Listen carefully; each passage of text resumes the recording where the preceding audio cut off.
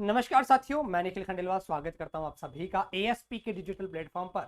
जैसा कि आप सभी को पता है, जेट की काउंसलिंग जो है आज से स्टार्ट हो चुकी है, यानी कि 8 अगस्त 2024 गुरुवार से, थर्सडे से जेट की काउंसलिंग शुरू हो चुकी है। और जेट की काउंसलिंग का ध्यान रखना, ऑनलाइन जो फॉर्म है वो फॉर्म 13 तारीख तक, लास्ट डेट कब है काउंसलिंग की, ध्यान रखना, लास्ट डेट है 13 तारीख।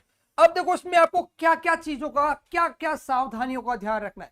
सबसे इंपॉर्टेंट चीज कि काउंसलिंग आपको 13 तारीख से पहले पहले करा लेनी है। वैसे तो 13 तारीख रात 12 बजे तक काउंसलिंग होगी, लेकिन कई बार क्या है, सर्वर जो है वर्क नहीं कर पाता, इस कारण वहां पर बहुत सारी आपको ई मित्र प्रॉब्लम आती है। तो सबसे इंपॉर्टेंट चीज, आप ई मित्र पे जाएं और ई मित्र पर जाकर काउंसलिंग का फॉर्म भराएं। काउंसलिंग के लिए आपका 5,000 रुपए का, कितने का भाई, ध्यान रखना, बहुत इंपॉर्टेंट चीज बता रहा हूं, 5,000 रुपए का आपका टोकन करता है। अगर आपको कॉलेज मिल जाती है तो 5,000 वहां पर फीस में से कम कर लिए जाते हैं।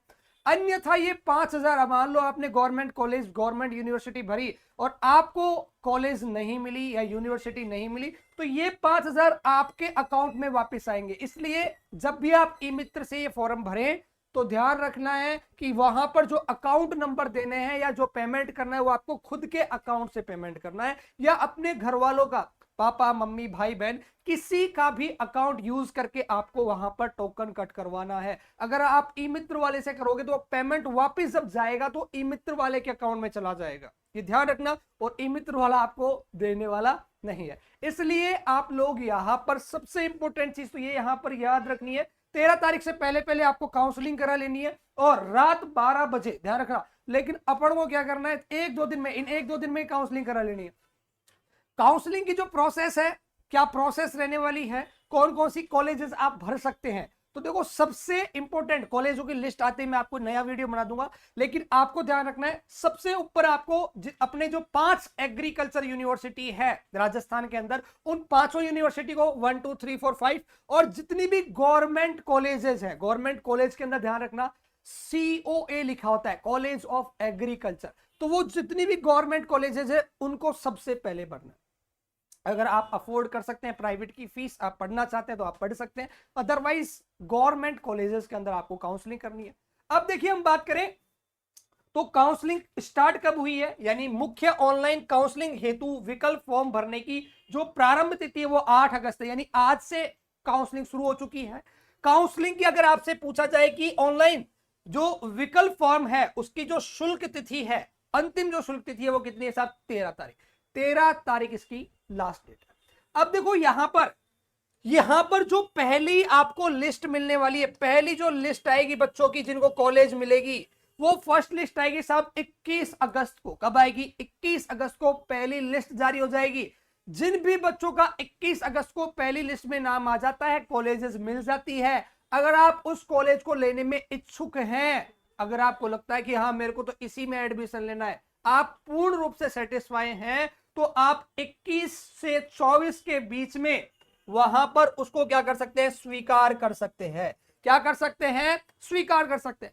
अगर आप मान लीजिए उससे सेटिस्फाई नहीं है, आपको लगता है कि नहीं मेरे को तो और अच्छी कॉलेज लेनी है, मेरे को और अच्छी कॉलेज मिल सकती है, तो आप वहां पर अपवार्ड लगा सकते हैं। भाई क्या लगा सकते हैं, अपवार्ड लगा सकते हैं। अपवार्ड में क्या होता है, आपको दूसरी कॉलेज मिलने के चांसेस बढ़ जाते हैं। ठीक है, अगर आपने अपवार्ड लगाया, अपवार्ड का मतलब जिस नंबर की आपको कॉलेज मिली है उससे ऊपर वाली कॉलेजेस अब आपको मिलेगी। ठीक है, तो आप अपवार्ड लगा सकते हैं। और अपवार्ड का जो समय है 21 से 24, 21 से 24 अगस्त रहने वाला, ध्यान रखना, इंपोर्टेंट चीज। तीसरी चीज, यहां पर जो द्वितीय लिस्ट आएगी भाई, जो सेकंड लिस्ट आएगी आपकी जेट की, वो सेकंड लिस्ट आपकी कब आएगी, 29 अगस्त को साहब। कब आएगी, 29 अगस्त को आपकी क्या आने वाली है, दूसरी लिस्ट आने वाली है। अब दूसरी लिस्ट आपकी आई, आपको कॉलेज मिली, अगर आप सेटिस्फाई हैं तो 21 से या 29 वहां पर अगस्त से 1 नवंबर के बीच में आप उसको स्वीकार कर सकते हैं। आप कह सकते हैं कि हाँ ठीक है, ये लिस्ट आप स्वीकार कर लीजिए।